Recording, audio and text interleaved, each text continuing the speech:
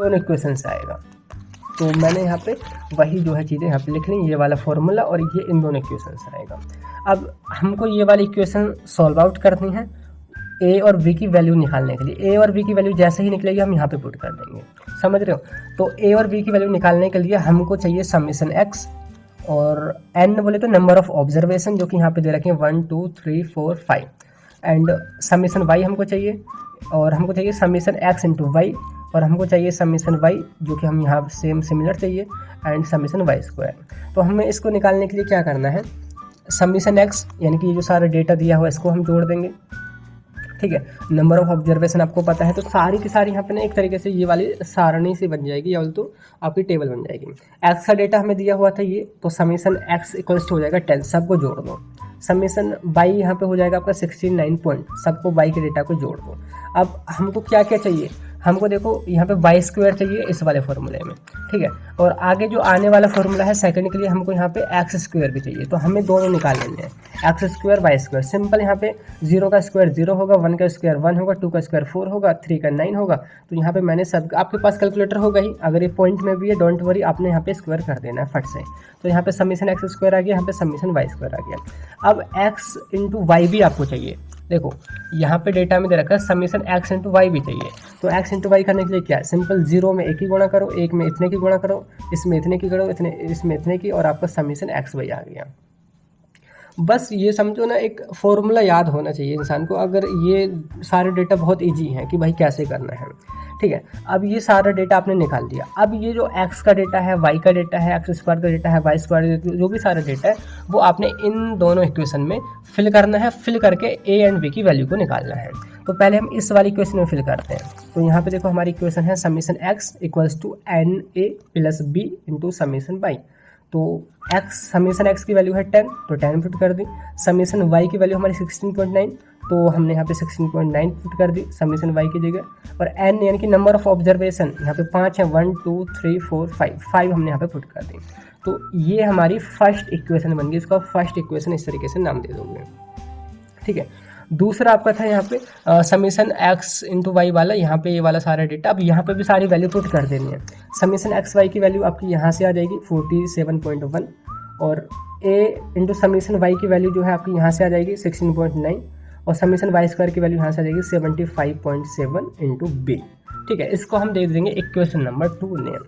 अब देखो, अब ये इक्वेशन और ये इक्वेशन, इन दोनों को हमें कैसे भी कट करके आपको यहाँ पे ए और बी की वैल्यू निकालनी है।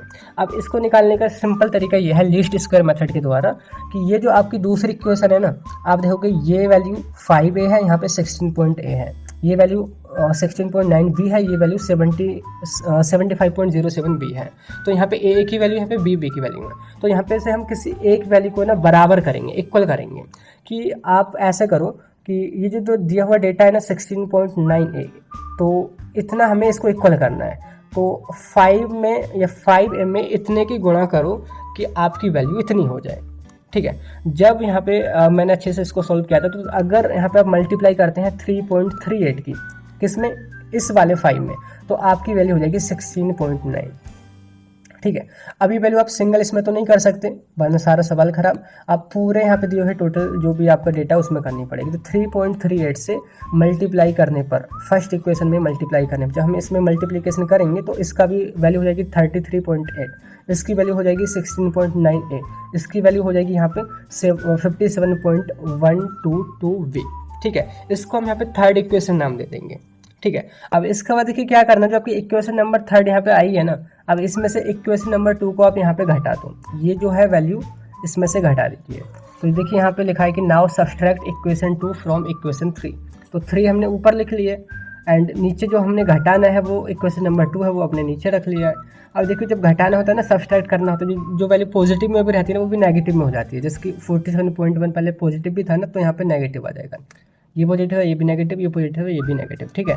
अब देखो हम यहाँ पे वैल्यू ये वाली ज़्यादा है तो माइनस के 13.3 बचेंगे, इक्वल्स टू, ये देखो ये कट जाएगा, प्लस ऊपर है माइनस नीचे है, ये जो वैल्यू दोनों कट जाएंगी। यहाँ पे भी माइनस के ज़्यादा रहे तो हमें बचेगा माइनस के 17.94 इंटू बी, माइनस से माइनस कट जाएगा, आमने सामने जब रहते हैं। अब हम b की वैल्यू निकाल रहे हैं, तो v को हम यहीं रखते हैं और 13.3 के नीचे आपका 17.94 चला जाएगा, तो v की वैल्यू यहाँ पे आ जाएगी 0.74। अब देखिए हमको b की वैल्यू पता चलेगी। अब हमने जो है इस v की वैल्यू को जो है इन दोनों इक्वेशन में, या तो वन इक्वेशन में, सेकंड जो भी आपकी इक्वेशन, इसमें किसी में भी रख दीजिए। जैसे कि यहाँ पे v की वैल्यू अगर हम पुट करेंगे तो a की वैल्यू हमें फाइंड आउट हो जाएगी। तो फिर फाइंड आउट जब a और v की दोनों वैल्यू पता हमें चल जाएंगी, तब a एंड v की दोनों वैल्यू उठा करके हम जो है इस फॉर्मूले में यहाँ पे रख देंगे, तो यहाँ पे x की वैल्यू हमें पता चल जाएगी।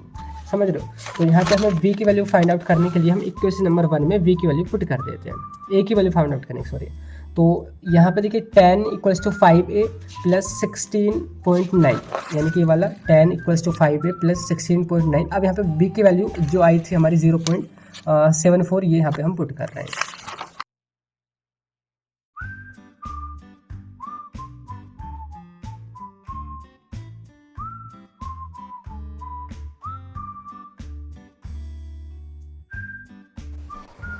Hi students, my name is Vikrant. I welcome all chemistry students to my YouTube channel V Chemical Sciences. So जो students MSc कर रहे हैं 74 ये यहाँ पे हम पुट कर रहे हैं। अब जैसे आप यहाँ पे इसको रखोगे तो इन दोनों में पहले मल्टीप्लिकेशन हो जाएगा, 12.50 आ जाएगा और 5a = 10। अब देखो हमने थोड़ा इसको घुमा दिया, 5a प्लस 12.50 = 10 रख दिया, ठीक है, बात वही है। अब देखो 5a को हम यहीं रखते हैं, जब ये प्लस में है तो इधर जाएगा माइनस में हो जाएगा, तो 10 - 12.50। अब यहाँ पे 10 प्लस के कम है, माइनस के ज़्यादा है, तो माइनस के 2.50 बचेंगे, ठीक है। अब इसके बाद a निकालना है, तो 5 जो है वो भी यहाँ पे बटे में यानी कि भाग में आ जाएगा, ठीक है। अब a = हमारा जब भाग हम करेंगे ना तो माइनस की 0.5 आएंगे। अब a की वैल्यू आ गई और हमारी b की वैल्यू भी आ गई। अब यहाँ पे दोनों की वैल्यू हम जो है इक्वेशन नंबर जो आपकी ये थी, जो स्टार्टिंग में बनी थी हमारी रिग्रेशन लाइन की इक्वेशन, बस आपने इक्वेशन ही निकालनी है। तो इक्वेशन निकालने के लिए आप सिंपल क्या करोगे, a और b की वैल्यू यहाँ पे पुट करोगे। तो now put the value of a and b in x = b + y equation. तो x = हो जाएगा, a की वैल्यू आई थी माइनस में 0.5, तो कोष्टक में भर के लिखेंगे इसको माइनस में 0.5 प्लस 0.74 आपकी b की वैल्यू थी इंटू y। तो ये जो है आपकी फर्स्ट रिग्रेशन लाइन हो जाएगी x ऑन द y, ठीक है। तो ये आंसर नंबर फर्स्ट हो गया। ऐसे ही आपने रिग्रेशन इक्वेशन निकालनी है y ऑन x, यानी कि अब जो है y को फाइंड आउट करना है x की मदद से। तो इनके लिए केवल अपने रिग्रेशन लाइन ही निकालनी, क्योंकि किसी भी x या y की वैल्यू यहाँ पे नहीं दी है इंडिविजुअली। तो y का फॉर्मूला हो जाएगा यहाँ पे जस्ट ये वाला, y = a + v × x, जो कि इन दोनों से इक्वेशन से निकाला जाएगा। और डेटा सारा आपका यही निकाल रखा है हमने, ठीक है। अब ये वही सेम टेक्निक आपने यहाँ पे अप्लाई कर देनी है। तो देखो यहाँ पे पहली ये इक्वेशन है, दूसरी ये इक्वेशन है, तो समीशन y और na + v समीशन x का मान रख देते हैं, जो कि समीशन y x सारा जो डेटा हमारे यहाँ दे रखा है, मैं बार बार पेज नहीं पलटूंगा। तो देखो एक बार देख लो, समीशन y का वैल्यू इतना है, x² का वैल्यू इतना है, y² का इतना है और समीशन x × y का इतना है, और 10 समीशन x का 10 है। तो ये जो वैल्यू है सारी उसके देखते हुए हमने समीशन y की पुट करी, 5a आ गई यहाँ पे और ये इतना आ गया, इसके नीचे वाली को भरा, तो ये यहाँ पे दूसरी इक्वेशन बन गई। तो फर्स्ट एंड सेकंड इक्वेशन बन गई। अब यहाँ पे वही चीज़ अप्लाई करने की, इन दोनों में से हमने इसको काट करके a या b की वैल्यू निकालनी है।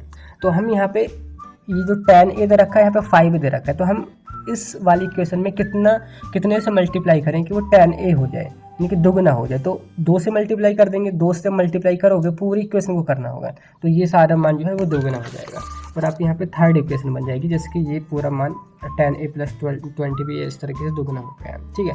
अब थर्ड इक्वेशन जो बनी है उसमें से आप जो है इस इक्वेशन नंबर सेकंड को घटा दीजिए। अब जैसे ही आप इसको घटाओगे, मैंने बोला जब घटाओगे तो जो प्लस में भी मान है वो नेगेटिव में यहाँ पे सारे हो जाते हैं, ठीक है। अभी नेगेटिव पॉजिटिव वाले कट जाएंगे, बाकी के माइनस के आपके 13.3 बचेंगे और माइनस के 10 भी बचेंगे, ठीक है। अब माइनस आमने सामने कट जाएंगे। अब b वैल्यू निकालनी है, तो v को आप यहीं रखो और ये 10 नीचे चला जाएगा। जब 10 नीचे आएगा तो 1.33 यहाँ पे बचेगा, तो b की वैल्यू आ गई 1.33। अब इस b की वैल्यू को इन दोनों में से किसी भी इक्वेशन में रख दो, या तो या इस वाली में रख दो या इस वाली में रख दो। तो हम पहली वाली में ही रख दे रहे हैं, तो 16.9 = 5a + 10 इंटू जो v की वैल्यू आई है 1.33 हमने यहाँ पे पुट कर दी। अब यहाँ पे 16.9 = 5a और मल्टीप्लाई करने पर ये आपका आ जाएगा 13.3। अब 5a को हम यहीं रखते हैं और ये 13.3 इधर जो है माइनस में चले जाएगा, तो 16.9 माइनस 13.3, ठीक है। 5a का मान आ जाएगा 3.6। अगर आपने a निकालना है तो 5 से आप इसको डिवाइड कर दीजिए, 3.6 में जब डिवाइड करोगे तो a का मान 0.72 आ जाएगा। अब a की वैल्यू पता चलेगी, अब b की वैल्यू पता चलेगी। अब दोनों को यहाँ पे रख दीजिए, y equals to a plus bx, तो y इक्वल्स हो जाएगा 0.72 a की वैल्यू प्लस 1.33 और इंटू एक्स बी की वैल्यू। तो ये जो है हमारी रिग्रेशन लाइन, रिग्रेशन इक्वेशन होगी बाई ऑन द एक्स। ये हमारा आंसर ड्रॉ हो गया। तो इस तरीके से ये जो आपका पूरा जो था न्यूमेरिकल इस तरीके से सॉल्व करना है। अगर आप इस चीज़ को नोटिस करो ना, ये है तो ईजी पर बहुत ज़्यादा कन्फ्यूजिंग हो जाता है ना। तो आपने अगर अच्छे से यहाँ पे ये वाले फॉर्मूले दोनों याद रख लिए और ये कहाँ से डेराइव हो रहे हैं तो आप सारा कुछ यहाँ पे फाइंड आउट कर सकते हैं। तो ये वाला क्वेश्चन हमारा इस तरीके से कवर होता है। एंड इसका देखिए नेक्स्ट क्वेश्चन आपका देखिए वो है define probability and write the role of probability in statistic. Probability क्या है और इसका रोल क्या है स्टैटिस्टिक में, वो आपने बताना है। देखिए यहाँ पे आपको ना न्यू चैप्टर स्टार्ट हो रहा है इसमें प्रोबेबिलिटी, बाकी इससे ना यही न्यूमेरिकल वगैरह आता है और रिग्रेशन के बारे में पूछते हैं। तो प्रोबेबिलिटी को अगर हम हिंदी में कहें तो इसको बोलते हैं हम संभावना, मतलब किसी भी चीज़ के होने की कितनी संभावना है वो प्रोबेबिलिटी कही जाती है। लिखा है कि in statistic probability is defined as the possibility और chances of an event occurring. कोई भी इवेंट होने के कितने चांसेस हैं, है ना, तो वो प्रोबेबिलिटी। एग्जांपल से समझो कि सपोज हम कोई भी सिक्का है उसको एक बार उछालते हैं तो उसमें से हेड के आने के कितने चांसेस हैं या फिर टेल के आने के कितने चांसेस हैं। सो सिंपल सी बात है, उसको आप सिक्के को उछालोगे तो भाई यहाँ पे हेड भी आ सकता है, टेल भी आ सकता है। तो यहाँ पे इसका एक फॉर्मूला होता है कि यहाँ पे हम प्रोबेबिलिटी को यहाँ पे पता कर सकते हैं, जिसकी अभी आप आगे यहाँ पे देखोगे, ठीक है। तो प्रोबेबिलिटी से आपको क्या पता चल रहा है, it use to predict how likely events are to happen, मतलब कोई भी घटना है उसके घटित होने की कितनी संभावना है ये आप प्रेडिक्ट कर सकते हैं, ठीक है। सपोज इसके क्लिनिकल ट्रायल वगैरह हो रहे हैं, कुछ जो ड्रग है ना आपके साइड इफेक्ट शो कर रही हैं, हल्के साइड इफेक्ट शो कर रही हैं। अब आप आगे ये भी प्रेडिक्ट कर सकते हैं उसकी मदद से, यानी कि प्रोबेबिलिटी के फॉर्मूले की मदद से, कि आगे कितने साइड इफेक्ट और दिखे जा सकते हैं या कितना नुकसान हो सकता है, ठीक है। बाकी जो प्रोबेबिलिटी की जो रेंज होती है ना वो 0 से लेके 1 के बीच में होती है। अगर 0 आती है प्रोबेबिलिटी का रिजल्ट 0 है, ये इंडिकेट करता है इम्पॉसिबिलिटी, यानी कि जो भी इवेंट है वो नहीं होगा, वो इम्पॉसिबल है होना, उसकी प्रोबेबिलिटी है ही नहीं। अगर इसकी वैल्यू 1 आती है या 1 के आसपास आती है तो मतलब ये इंडिकेट करता है सर्टेनिटी कि वो इवेंट होगा ही होगा, ठीक है। इसका फॉर्मूला आप ध्यान रखो कि probability of event to happen, कि किसी भी इवेंट के होने की प्रोबेबिलिटी इक्वल्स टू होता है number of favourable outcome upon total number of outcome, कि कितने फेवरेबल आउटकम है और टोटल नंबर ऑफ आउटकम कितने हैं। एग्जाम्पल से समझो कि अगर हम किसी भी एक सिक्के को, एक कॉइन को उछालते हैं, एक बार उछालते हैं, तो वहाँ पे हम मतलब कि जस्ट प्रेडिक्ट कर रहे हैं कि वहाँ पे टेल कितनी बार आएगा। देखो calculate the probability of getting head, चलो हम हेड को कैलकुलेट कर ले रहे हैं। सॉरी मैंने ना एक्चुअली में आगे ना टेल ही समझा है, तो बाई चांस मेरे से ऐसे हो गया, तो हम टेल को पता कर रहे हैं। Calculate the probability of getting tail when a coin tossed 1 time, जब आप एक कॉइन को एक बार उछालते हैं तो देखो यहाँ पे या तो आपका हेड आएगा या फिर टेल आएगा। तो हम जो चाह रहे हैं वो तो टेल है, तो हमारा फेवरेबल आउटकम 1 है यानी कि टेल, और टोटल आउटकम कितने हैं, टेल भी आ सकता है और आपका हेड भी आ सकता है। तो सिंपल फॉर्मूला क्या होगा, यही वाला कि नंबर ऑफ फेवरेबल आउटकम 1 है, टोटल नंबर ऑफ आउटकम यहाँ पे 2 हो जाएंगे। तो टोटल आउटकम यहाँ पे कितने हैं, जिसको हम सैम्पल स्पेस भी बोलते हैं कि भाई 2 हैं यहाँ पे, या तो हेड भी आ सकता है या फिर टेल भी आ सकता है, तो दोनों यहाँ पे आउटकम आपके लिख दिए जाएंगे। बाकी आप किसको चाह रहे हैं कि वो हो, इनकी फेवरेबल क्या है, तो हम एक चाह रहे हैं कि टेल हमारा आए, तो एक आपका फेवरेबल आउटकम है।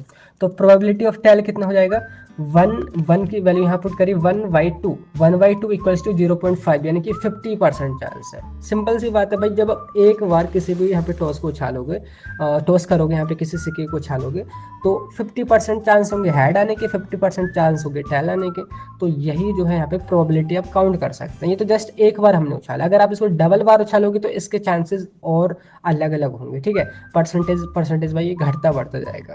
तो ये है प्रोबेबिलिटी। इसका जो यूज़ है ना कई सारे मतलब चीज़ों में प्रेडिक्ट करने में किया जाता है। देखिए यहाँ पे हम रोल या एप्लीकेशन की बात करते हैं, तो लिखा है कि it plays important role in making prediction. ये प्रेडिक्शन में मदद करता है कि ये चीज़ हमारी इतनी बार हो सकती है, तो इसमें से ये चीज़ कितनी बार होगी।